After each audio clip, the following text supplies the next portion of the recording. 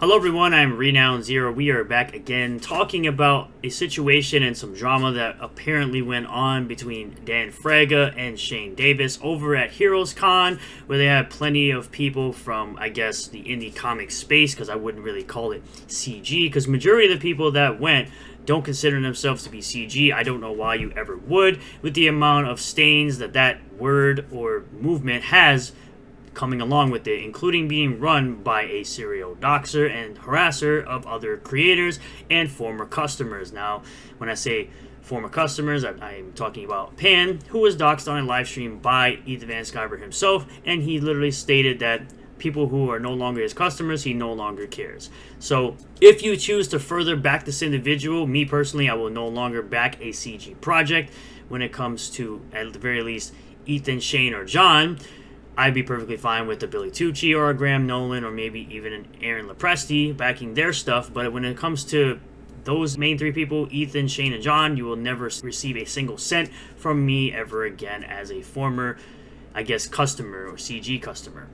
So this post right here from Shane Davis goes on to say, yesterday, Dan Fraga came by my table uninvited. Again, you're in an open space, you're in a public space, you chose to pay for a booth, and you know, or at least should know, that people like Dan Fraga are at the same convention you are at. If you were so afraid of the possibility of Dan Fraga showing up or pulling up on your booth, your pathetic looking booth where it looks like you're just sad and lonely and no one really cares about your stuff, as you sit there on your phone like an individual who has lost all hope in life, you should know that stuff like this might happen. It says, and shoved his hand between me and a fan for a handshake. No proof of that, just a bunch of nonsense. No actual proof.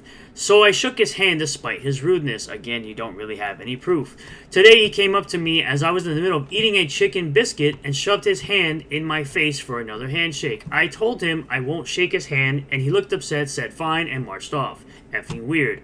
Wow, so him saying fine and then marching off is somehow a threat to you, I guess. I guess you're too soy to just simply say, okay, he left, cool. That's all you really have to do. You don't really have to make it into a big thing on Twitter for your audience that doesn't really ask for proof. They just simply accept whatever you tell them because your audience full of NPCs exists. But we do have some video that kind of proves otherwise, and it's absolutely hilarious watching you lie in real time as if you thought you could get away with it, because of course you will say whatever you have to make up some bullcrap story, similar to how you claimed that I was trying to get you into a lawsuit with Sega when I simply asked a simple question of what was the inspiration for Alex Stone, your character, when I said, oh, it doesn't have any relation to the character from Streets of Rage called Axel Stone, and you claimed that you never saw that question, and when I presented it to you, you said nothing. You simply ignored my request, you ignored my question, and you proceeded on to show your audience and claim that I, as a Rippaverse fan, because that was the story you had to make up, of course, you had to say, because I was a Rippaverse fan, that all of a sudden, because I'm a Rippaverse fan and I'm asking you a simple question, you claimed that I was tagging Sega when you showed a screenshot, or someone else showed a screenshot of me not tagging Sega. It was actually somebody else, and you put me in the group of people as a part of that. So ever since that day, and you decided to openly lie about myself, about what I actually said, I will never trust your word on anything. I will need proof from you now, because you openly lied about the bull crap, you openly lied that actually happened, and now you're, again, openly lying about what actually happened here. So, just straight up, you have a video from Mike S. Miller showing right here.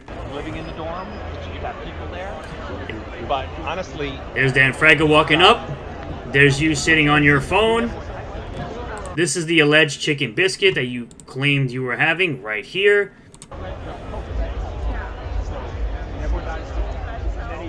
Still just looking at your phone, looking like you're just ignoring the person. You're not acting professional. It's absolutely hilarious, though, how an individual that doesn't like Eric July can simply walk up to Eric July, and Eric July still managed to greet that person, even though he didn't have to do that, but he was able to do that because he's an actual professional and you are not. you are not an actual professional when someone is trying to either maybe, make amends or just simply shake your hand, which is, I guess, harm to you, and you want to sit there and create an entire narrative over what? Some beef you have with Fraga that has nothing to do with you? But I digress.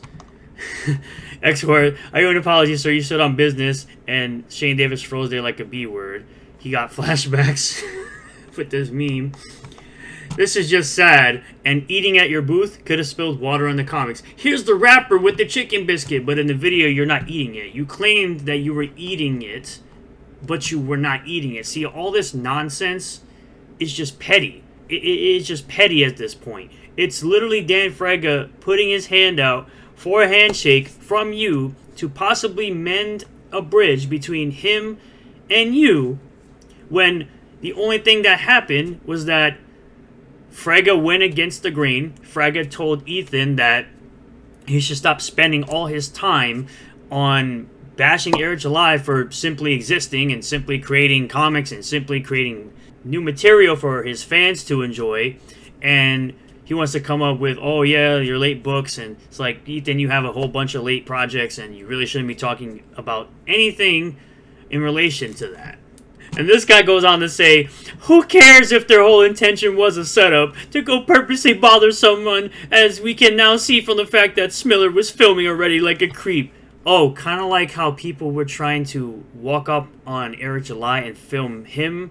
So they're not creeps, they're perfectly accepted, but when someone else films you, in a public setting, mind you, you're already being filmed. When you are at a convention, you are agreeing to be filmed anyway. So you're being filmed regardless, which is something that these clowns don't understand when it comes to conventions. You are agreeing to be filmed the moment you walk onto the convention floor. So being filmed by somebody else there goes completely out the window anyway. And it's just like Zay here says, which is why I brought this up for the video.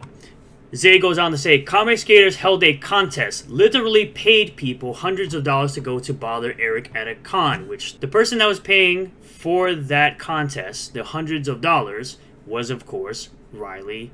That was the guy paying other people to go film and ask Eric July to apologize to Comicsgate. He has nothing to apologize for, considering that Comicsgate is full of a bunch of retarded people who have nothing to do with comics, who are just there for the blood sports and drama of harassing somebody for simply creating a comic book company and living out their dreams.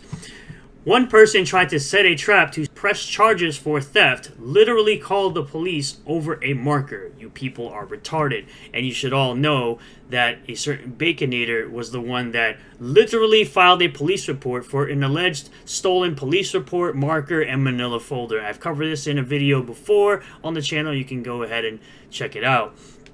But I find it very interesting, again, as I've created a video after this, how so many times these guys literally claim that Eric is doing things and he is wrong and there's no way they'd ever do it, yet they continue to do the exact same things they claim everyone else is doing, showing just how hypocritical they actually are in the world, in the indie comic space. They go ahead and project themselves onto Eric every single time. They claim he can't take criticism. They're the ones that can't take criticism. They claim that you can't film somebody. Now they're the ones claiming, oh, you can't film them. Literally, as we go, as it continues on with this nonsense within the indie comic scene, and when you have people out there that are just simply trying to create something, and they get this disgusting stain of, you have all these people that are not fulfilling their projects, and then they look at the smaller guys and like, well, I'm not going to back you because you're probably going to be the same way. You're going to take my money and run and never fulfill a product. And it destroys the credibility of the movement when you have people that are not in line with the actual movement, where you are taking money, you're not creating what you're supposed to be creating, you're not getting the product to the person, you have people using the funds for their personal expenses and bills. And then you have the little guys who are literally doing the exact opposite. They're taking the money, they're creating the product, they're shipping the product, and they're getting the product into customers' hands. And you're screwing it up for all the little guys that are trying to make it in the indie comic space. Which is why you had someone like John's Longbox, a guy who typically stays away from the drama, come out and finally voice his opinions about all the nonsense people like Ethan Van Sciver are doing.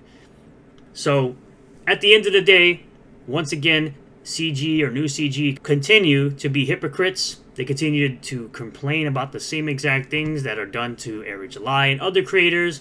And you're not allowed to do the exact same things that people do to other creators.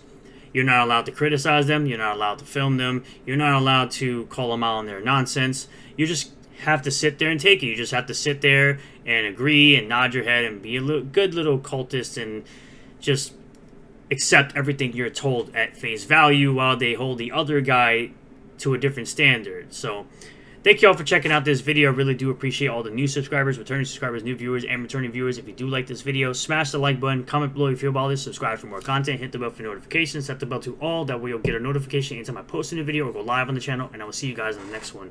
Peace.